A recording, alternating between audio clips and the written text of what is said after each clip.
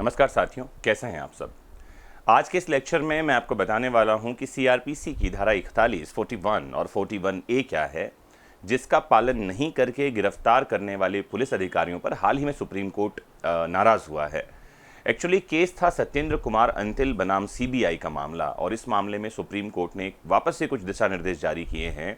Supreme court ने कहा है कि CrPC का सेक्शन 41 और 41A आर्टिकल 21 इंडियन कॉन्स्टिट्यूशन का एसेंशियल पार्ट है। मतलब अगर किसी को धारा 41 और 41A के उल्लंघन में गिरफ्तार किया गया है तो यह गिरफ्तार व्यक्ति के आर्टिकल 21 के राइट्स का वायलेशन है, और ऐसी दशा में व्यक्ति को जमानत दी जाएगी।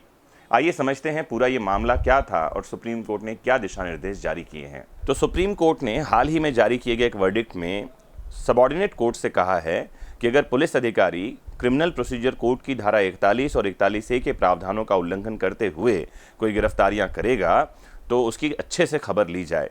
सुप्रीम कोर्ट ने सत्येंद्र कुमार अंतिल बनाम केंद्रीय जांच ब्यूरो यानी CBI के केस में सुनवाई के दौरान यह भी कहा कि अगर गिरफ्तारी के समय CrPC की धारा 41 और 41A के प्रावधानों का पालन ठीक से नहीं किया गया तो आरोपी को जमानत दी जानी चाहिए। सुप्रीम कोर्ट के दो जजों जस्टिस संजय किशन कौल और जस्टिस M सुंदरेश की बेंच ने कहा कि सेक्शन 40 और 41A कॉन्स्टिट्यूशन के आर्टिकल 21 के पहलू हैं। बेंच ने राज्य और केंद्र शासित प्रदेशों की सरकारों को भी CrPC की इन दोनों धाराओं के तहत पालन की जाने वाली प्रक्रिया के लिए स्थायी आदेशों की सुविधा मुहैया कराने का आदेश दिया। दरअसल CrPC का सेक्शन 41 उन परिस्थितियों का उल्लेख करता है जब पुलिस अधिकारी मजिस्ट्रेट के ऑर्डर या वारंट के बिना किसी व्यक्ति को गिरफ्तार कर सकता है, जबकि 41A के तहत मुख्यतः उन बातों का जिक्र है जिनमें पुलिस अधिकारी के लिए किसी व्यक्ति को गिरफ्तार करने के बजाय नोटिस दिए जाने का प्रावधान है। 41A कहता है कि पुलिस अधिकारी ऐसे सभी मामलों में जिनमें सेक्शन 41 की सबसेक्शन 1 के उपबंधों के अधीन किसी व्यक्ति की गिरफ्तारी जरूरी नहीं मालूम पड़ती, ऐसे मामलों में आरोपी या संदिग्ध को अपने पास हाजिर होने के लिए पहले नोटिस भेजेगा। इसमें यह भी बताया गया है कि पुलिस किसके खिलाफ नोटिस भेजेगा। पहला तो उस व्यक्ति के खिलाफ जिसके खिलाफ उचित शिकायत दर्ज करा दी गई है, मतलब FIR पुलिस को मिल गई है। दूसरा ऐसे व्यक्ति के खिलाफ जिसके खिलाफ विश्वसनीय कोई जानकारियां मिल गई हैं, और तीसरा ऐसे व्यक्ति को नोटिस भेज सकता है जिसके द्वारा गंभीर अपराध किए जाने का उचित संदेह है। यह धारा पुलिस को यह निर्देश देने के साथ ही आरोपी को भी 3 निर्देश देती है। पहला यह कि पुलिस जिसको यह नोटिस भेजे उस व्यक्ति का कर्तव्य है कि वह नोटिस में कही गई बातों का पालन करे।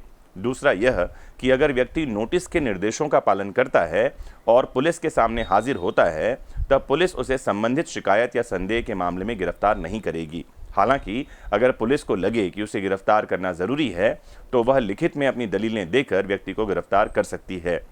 तीसरी बात यह कि अगर व्यक्ति नोटिस के निर्देशों का पालन नहीं करता है और पुलिस के सामने हाजिर नहीं होता है तो पुलिस कोर्ट से गिरफ्तारी वारंट जारी करके उसे तुरंत गिरफ्तार कर सकती है। तो आपको ये बात समझ में आ गई होगी कि सत्येंद्र कुमार अंतिल वाले मामले में सुप्रीम कोर्ट ने क्या दिशा निर्देश जारी किया है। अपने आप में एक लैंडमार्क जजमेंट है ये।